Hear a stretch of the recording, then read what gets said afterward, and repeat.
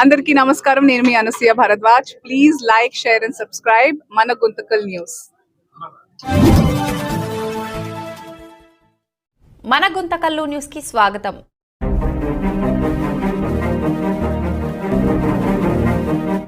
Private పరం చేసడానికి పూనుకున్నాడు. దాంతోపాటు ఈరోజు ఆర్టీసీ మరి విజయవాడలో ఉన్నటువంటి గన్నవరంలో ఉన్నటువంటి ఆర్టీసీ డిపోని లూలు కంపెనీకి ఇవ్వాలని చెప్పనని ఆయన నిర్ణయించాడు. అది సుమారు ఒక 400-500 కోట్ల రూపాయలు విలువ చేస్తుంది. Heart of the town Vijayawada నడిబొడ్డులో ఉంది. అట్లా దాన్ని లూలు కంపెనీకి ఇస్తాలని, అదేవిధంగా విశాఖపట్నంలో ఉన్నటువంటి ఆర్టీసీ స్థలాలను కూడా ఆ లూలు కంపెనీకి ఇవ్వాలని చెప్పనని చంద్రబాబు నాయుడు గారు ప్రయత్నం చేస్తున్నారు. అంటే ప్రభుత్వానికి ఉన్నటువంటి ఆస్తుల్ని ధారాదత్తం చేసి ప్రైవేట్ వ్యక్తులకి మరి వీళ్ళంతా కూడా ఇచ్చేస్తున్నారు. ఆ యొక్క పద్ధతి మంచిది కాదు. ఎందుకంటే ప్రభుత్వ ఆస్తులు పెరగాల. అదేవిధంగా ప్రభుత్వ ఆస్తులు అంటే ప్రజల ఆస్తులు ఉన్నట్లే. ఆ ప్రజల ఆస్తులన్నింటినీ కూడా ప్రైవేట్ వ్యక్తుల చేతుల్లో పెడితే ప్రైవేట్ వ్యక్తులు ధనార్జన చేసుకొని లాభాలు గడించుకొని పోతున్నారు.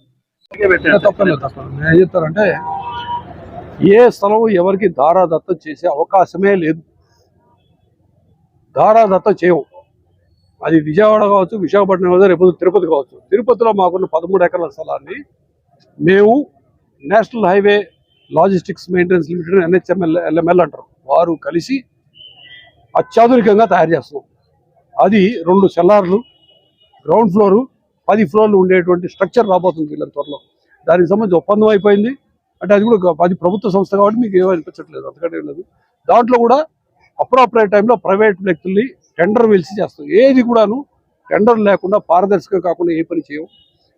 ఆర్టీసీ ఒక స్థలాలే కాదు, ఏది కూడాను ఒక చిన్న అలాట్మెంట్ జరగాలన్నా హైర్ బస్ కానీ ఏదన్నా కానీ ప్రత్యేకమైన టెండర్ ద్వారానే చేయడం జరుగుతుంది. ఎవరికి ధారాదత్తం చేయవు. ఆర్టీసీ యొక్క ఆస్తుల్ని కానీ మాకున్నటువంటి విలువైన స్థలాలు కానీ ఎవరికి ఇచ్చేటువంటి అవకాశం లేదు. అన్నీ కూడా పారదర్శకంగా మాత్రమే ఉంటాయి. నేను ఎవరు చెప్పినా కానీ, అది సిపిఐ వాళ్ళు చెప్పినా వాళ్ళతో మాట్లాడడానికి సిద్ధంగా ఉన్నాను. వాళ్ళకి తెలియజేస్తారు, ఎందుకంటే తెలియక మాట్లాడచ్చు. అది మేము లులు మాల్కి అంటే లులు మాల్కి ఇవ్వడం అనేది మేము టూరిజం డిపార్ట్మెంట్కి ఇస్తాం కాదు, ఇంకా ఇవ్వలేదు. మా డిపో అదేదో అంటారే పచ్చని చెట్టులాగా ఉన్నటువంటి డిపో ఇమ్మడికి ఇవ్వం. దానికి ప్రత్యామ్నాయంగా ఇంకో డిపో ఏర్పడినాక మాత్రమే అసలు ఇవ్వడం జరుగుతుంది. కాబట్టి ఆర్టీసీ ఎంప్లాయీస్ కానీ, మా ఎంప్లాయీస్ కొంతమంది కంగారు పడుతున్నారు. మా ఆర్టీసీ ఎంప్లాయీస్ కానీ బయట వాళ్ళు కానీ ఇంకెవరు కానీ కంగారు పడాల్సిన అవసరం, ఆందోళన చెందాల్సిన అవసరం లేదు. ఇది ఖచ్చితంగా మాకు వేరే డిపో వచ్చే వరకు గవర్నర్పేట డిపో స్థలాన్ని వేరే వాళ్ళకి ఇచ్చే అవకాశం ఉంది. కాబట్టి ఎవరు ఆందోళన చెందాల్సిన అవసరం లేదు.